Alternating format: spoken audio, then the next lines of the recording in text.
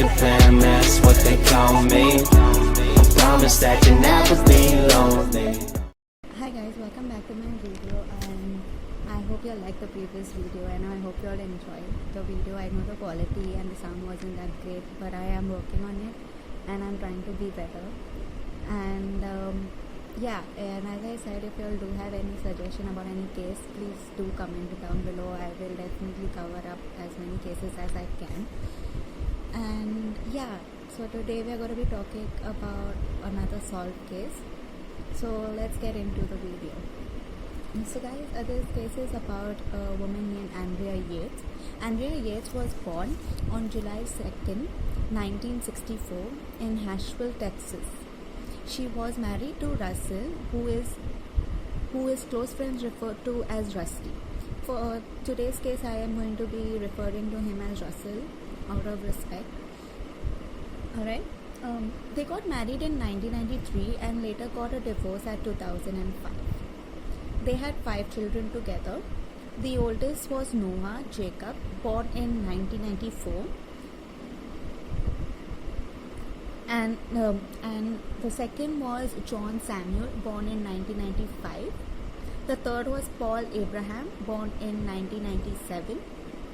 The fourth child was Luke David, born in 1999, and the youngest was Mary Deborah, born in 2000. Alright, so this is just a backstory about who Anya was. So, and how she met her husband and everything.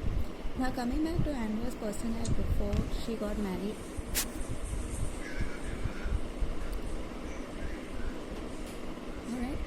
Before she got married, Yates was born in Nashville, Texas, the youngest of 5 children of Jutta Karen Kohler, a German immigrant, and her father's name was Andrew Emmett Kennedy, whose parents was an Irish immigrant.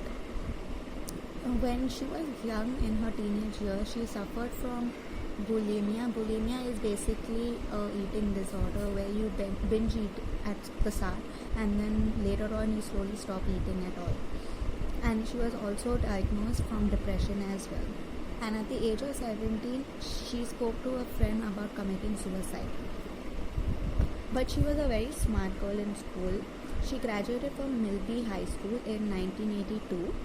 She was a class valedictorian as well, and captain of the swim team, and an officer in the National Honor Society. Andrea completed 2 years in pre-nursing program at the University of Houston and graduated from the University of Texas Health Science Center at Houston. From 1986 to until 1994, she worked as a registered nurse at the University of Texas MD. It was an Anderson Center Cancer Center.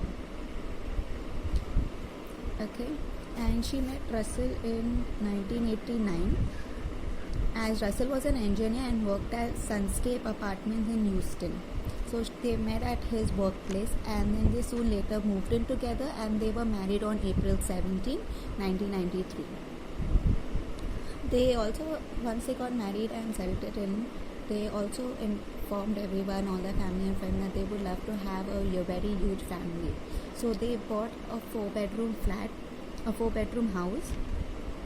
They bought a 4-bedroom house in Friendswood, Texas. Okay. Before their child Noah could be born, their first child Noah could be born, Russell had got a job offer in Florida. So they had to relocate to Florida, and they moved into a small trailer. By the time of their third child's birth, Paul and Andrea moved back to Houston and purchased a GMC motorhome. And then, yet after she gave birth to her last child, that is Mary. After she gave birth to her fourth child, she started getting severe depression once again, and it was uncontrollable. And she also thought about suicide as well. They then took her to a hospital where she could be diagnosed and given treatment. She then was taken into treatment, but however, she did not get better in time. She even stopped feeding her 6 month her infant child Mary. She stopped feeding the baby. As you know, a newborn baby needs their mother, as the mother is the one who provides them their food. She just completely stopped providing a meal for their youngest daughter, their youngest child. Yates also stopped taking medication and tried to kill herself many times. She started reading the Bible also frequently, and she became so inconstipated that she required immediate hospitalization. On April 1st, 2001, she came under the care of Dr. Mohammad Saeed. She was treated and released on 3rd May 2001.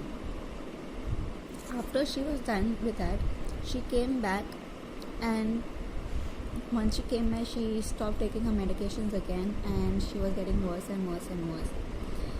Now let's get to the killings. At the time of the murder, the Yates family was living in the Houston suburb of Clear Lake City.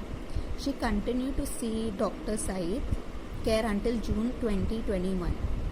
When Russell had left for work, she then drowned all 5 of her children. Yes, she drowned all 5 of her children as soon as her husband left. Andrea first started with John, Paul and Luke and then laid them in her bed. Then she drowned Mary, who she left floating in the tub.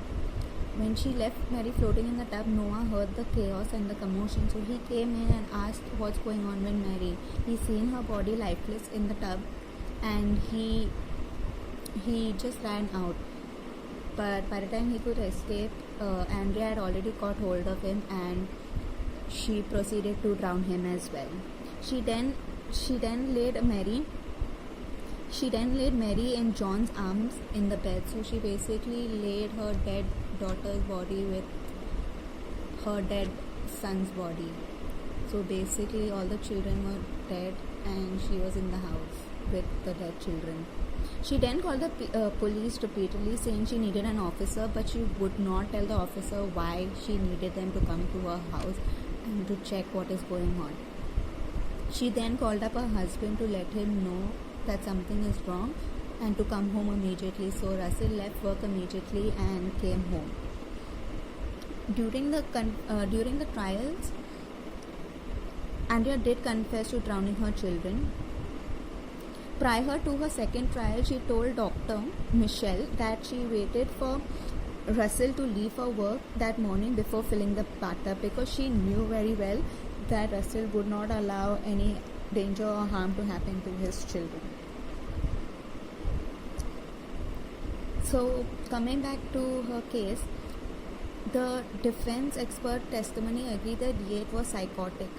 Texas law requires that in order to successfully assert the insanity defense, the defendant must prove that he or she could not discern right from wrong. So this basically means that they have to prove that the person who did this could not decide what she's doing is right or what she's doing is wrong. Like a normal human being would know that harming someone else is absolutely wrong. There are going to be consequences for it. In March 2000, a jury rejected her insanity defense and found her guilty. So coming to that, I really do have my own opinions, but I do want to know how you all feel about that. I mean, she did suffer from depression from a really young age, and maybe that depression never went away, and after having children and after getting married, it just came back to her, and it was too much for her to handle at that moment, even though she was getting the help that she needed and the support from her family, but I think that wasn't enough. So finding her not guilty on that, I can't really say, because I don't know. I mean, the jury definitely decided that she was not insane and she knew what she was doing. But in my opinion, I do feel that it was the depression and her mental illness that made her do this. They also wanted to give her the death penalty as well, but they the jury declined the death penalty later and gave her life imprisonment. So she will forever be in jail. She will never be walking around in society freely or mixing around with anyone. She will be in jail for the rest of her life, and I do think it is better that she is in jail, but I also wish that she is getting the help that she needs in jail. So I really hope you'll like this case, and I hope you'll enjoyed it. Thank you guys so much for watching, and that's all from me. Have a nice day. Bye bye.